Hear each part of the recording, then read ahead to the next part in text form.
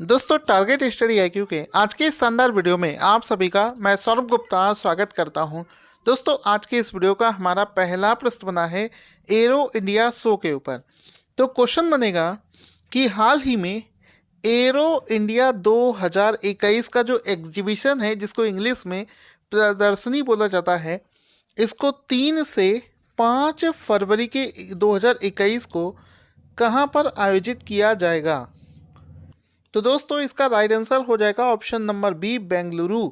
जो arrow India 2021 का जो शो है, इसको बेंगलुरु में आयोजित किया जाएगा। 3 तारीख से लेकर 5 फरवरी 2021 के में इसको आयोजित किया जाएगा।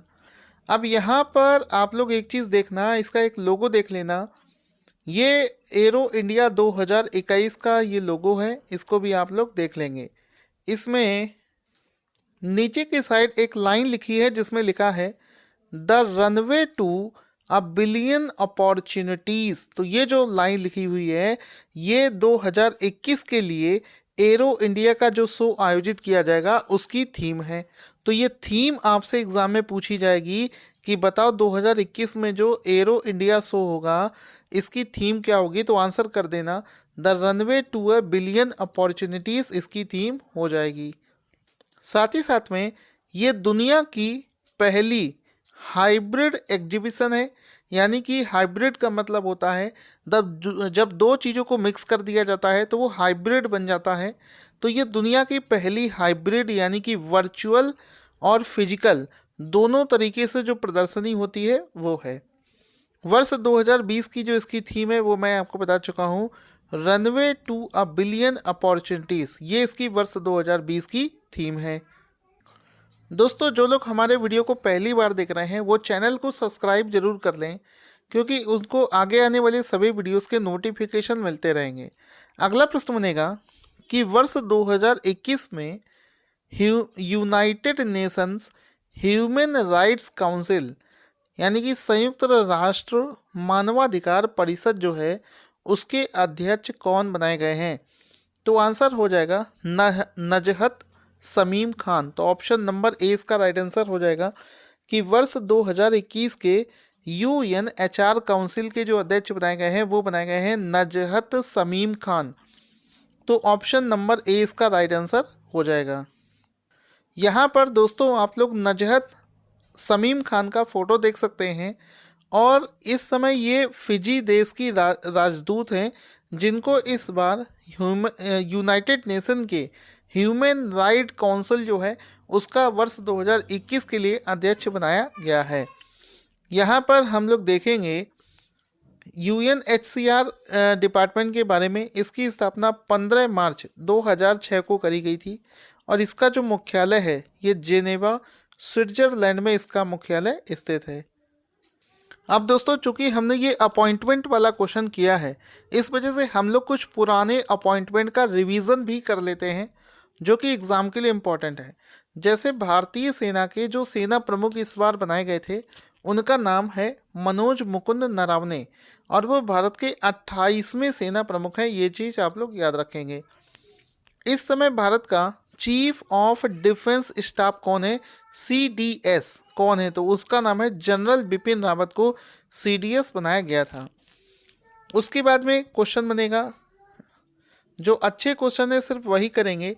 बीएसएफ का नया आईजी किसे बनाया गया था, तो अभिनय कुमार को नया आईजी बनाया गया था। इसके अलावा सेबी का नया डायरेक्टर जी बबीता रायुडू को।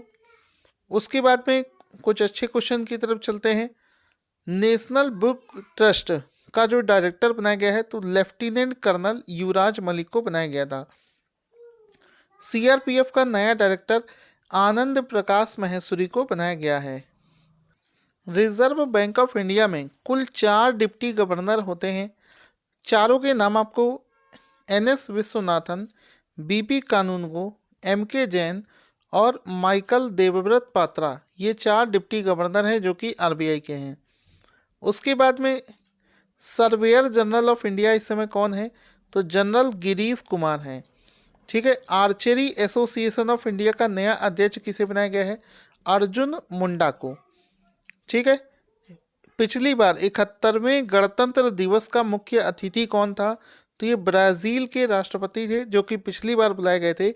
इस बार 2021 में जो 72वां गणतंत्र दिवस है, इसके लिए किसी को भी मुख्य अतिथि के तौर पर नहीं बुलाया गया है। और पहले जो बात चल रही थी कोरोना की वजह से, अब किसी को भी बुलाया नहीं गया है।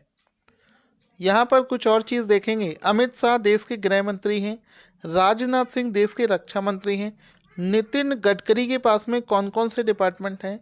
सड़क परिवहन और राजमार्ग, सूक्ष्म और लघु एवं मध्यम मंत्रालय, ये उनके पास में है। निर्मला सीतारमन के पास में वित्त एवं कारपोरेट मामलों का मंत्रालय है। रामविलास पासवान के पास में उपभोक्ता मामले, खाद्य एवं सार्वजनिक वितरण मंत्रालय इनके पास में है। आगे चलते हैं।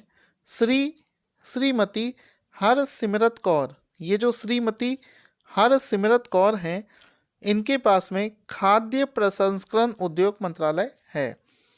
श्री एस जयशंकर, ये कौन है? विदेश मंत्रालय इनके पास में है। चलते हैं अगले क्वेश्चन की तरफ। अगला क्वेश्चन बनेगा, पेट्रोलियम एवं प्राकृतिक वायु मंत्रालय के पेट्रोलियम संरक्षण अनुसंधान के द्वारा स्वच्छ ईंधन के उपयोग में फायदे दिलाने वाले अभियान का नाम क्या है? तो स्वच्छ ईंधन की उपयोगिता को बढ़ाने वाले इस अभियान का नाम रखा गया है सक्षम। ऑप्शन नंबर ए इसका राइट आंसर हो जाएगा। स्वच्छ ईंधन के लिए एक सक्षम नाम से प्रोग्राम को लॉन्च किया गया है। तो ये आपको याद होना चाहिए, सक्षम नाम से इस अभियान को शुरू किया गया है। अगला क्वेश्चन दोस्तों बनेगा, chief of army staff commendation, chief of army staff commendation पुरस्कार किसे प्रदान किया गया है?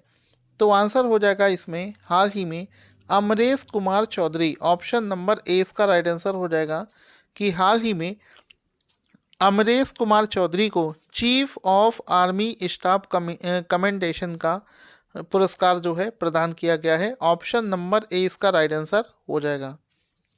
क्वेश्चन बनेगा, किस राज्य या फिर केंद्र शासित प्रदेश सरकार ने कलाकारों के लिए street theatre and performing arts fellowship योजना की शुरुआत करी है? तो आंसर हो जाएगा दिल्ली। ऑप्शन नंबर ए इसका राइट आंसर हो जाएगा कि हाल ही में दिल्ली सरकार के द्वारा दिल्ली सरकार में दिल्ली राज्य केंद्र शासित प्रदेश में street theatre and performing arts fellowship योजना को शुरू किया गया है। तो ऑप्शन नंबर ए इसका राइट आंसर दिल्ली इसका राइट आंसर हो जाएगा। ठीक है, इस योजना को शुरू करते समय इसका एक फ़ोटो भी आप देख सकते हैं। दोस्तों, हाल ही में विश्व बैडमिंटन महासंघ ने एक रैंकिंग जारी करी है और BWF यानी कि विश्व बैडमिंटन महासंघ के द्वारा घोषित विश्व जूनियर रैंकिंग 2021 में भारत के वरुण कपूर को कौन सा स्थान प्राप्त हुआ है? तो आंसर हो जाएगा वरुण कपूर को इस लिस्ट में सेकंड यानी कि दूसरा स्थान प्राप्त हुआ है। ऑप्शन नंबर 20 का राइट आंसर हो जाएगा। भारत के प्लेयर वरुण कपूर को विश्व जूनियर रैंकिंग 2021 में दूसरा स्थान प्राप्त हुआ है। इसी प्रकार से अगर हम लोग विमेन कैटेगरी की बात करें, महिलाओं की श्रेणी में, तो महिलाओं की श्रेणी में सामिया इमाद फारूकी को इसमें दूसरा स्थान प्राप्त हुआ है। ये भी आपको पता होना चाहिए। क्वेश्चन मिला है कि दुनिया की सबसे पुरानी ज्ञात गुफा कला की खोज किस देश में करी गई है? तो गुफाओं के अंदर में जो कलाकृतियां होती हैं उस मामले में इंडोनेशिया देश है, जहां पर हाल ही में दुनिया की सबसे पुरानी गुफा कला जो है वो खोजी गई है। तो this one is most important question, आपको याद रखना है। यहाँ पर हम लोग देखेंगे ऐसी ही एक कला का एग्जाम्पल आप देख सकते हैं। ये एक जंगली सुअर का फोटो है जिसको एक गुफा में बनाया गया था और ये दुनिया की सबसे पुरानी कलाकृति में से नाम आता है। ये जो अभी कलाकृतियाँ मिली हैं, पेंटिंग्स मिली हैं, ये 45,500 साल पुरानी है। यानी कि 45,500 साल पहले भी जो जंगली सुअर है वो एग्जिस्टेंस में थे और ये इसका पता हाल ही में इंडोनेशिया में लगाया गया है। ये इंडोनेशिया में एक द्वीप है जिसका नाम है सुलावेसी द्वीप, वहाँ पर इस पेंटिंग का पता लगाया गया है। क्वेश्चन बनेगा कि हाल ही में चर्चा में चल रही सुलावेसी द्वीप कहाँ पर स्थित है। जैसा कि मैंने अभी आपको बताया, ये जो सुलावेसी द्वीप है ये इंडोनेशिया राज्य में स्थित है। ऑप्शन नंबर ए इसका राइट आंसर हो जाएगा कि ये सुलावेसी द्वीप इंडोनेशिया राज्य में स्थित है। इसमें आप लोग देखेंगे कि ये खबरों में इस समय क्यों चल रहा है। पहला तो वो जो पेंटिंग वहाँ पर मिली थी, दूसरा ये जो सुलावेसी द्वीप है इंडोनेशिया का, यहाँ पर हाल ही में एक 6.2 मैग्नीट्यूड का भूकंप आया था, जिसकी वजह से ये द्वीप जो है इम्पॉर्टेंट हो गया है एग्जाम के पॉइंट ऑफ व्यू से। क्वेश्चन बनेगा कि भारत मौसम विज्ञान विभाग आईएमडी ने 15 जनवरी 2021 को अपनी स्थापना का कौन सा दिवस मनाया है।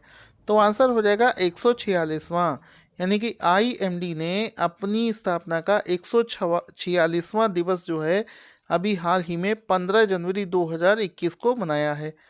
तो ऑप्शन नंबर सी इसका राइट आंसर हो जाएगा। ये जो आईएमडी है, भारत मौसम विज्ञान विभाग, ये भारत सरकार के पृथ्वी विज्ञान मंत्रालय की एक एजेंसी है। ये आपको पता होना चाहिए। ये क्या करती है, मौसम के संबंध में जानकारी देती है, मौसम की भविष्यवाणी करती है, भूकंप विज्ञान के लिए जिम्मेदार एक प्रमुख एजेंसी है, जो कि आपको पता होना चाहिए। क्वेश्चन है, इस वर्ष यानी कि 2021 में कौन सा गणतंत्र दिवस मनाया जाएगा। तो जैसा कि मैंने आपको बताया, इस बार 72वां गणतंत्र दिवस मनाया जाएगा। 72 इसका राइट आंसर हो जाएगा। खास बात यह है कि इस बार किसी को भी चीफ गेस्ट के रूप में आमंत्रित नहीं किया गया है, क्योंकि इससे पहले ब्रिटेन के प्राइम मिनिस्टर को पहले बुलाया गया था, तो बाद में वहाँ पर उनका प्रोग्राम कैंसिल हो गया क्योंकि कोरोना बढ़ रहा था। बाद में फिर एक और लोगों को बुलाया गया था, लेकिन हाल ही में घोषणा करी है कि कोरोना वायरस के चलते किसी को भी इस बार आमंत्रित नहीं किया गया है। तो पिछले 5 दशक में ये पहली बार है कि जब किसी भी विदेशी व्यक्ति को आमंत्रित नहीं किया गया है कोरोना वायरस की वजह से। इस बार ऐसे ही ये दिवस मनाया जाएगा। दोस्तों, आज का क्वेश्चन जिसका आंसर आपको देना है कि पैट गेल सिंजर को किस टेक्निकल कंपनी का नया सीईओ बनाया गया है। अपना आंसर कमेंट बॉक्स में लिखना ना भूलें। Thank you for watching this awesome video.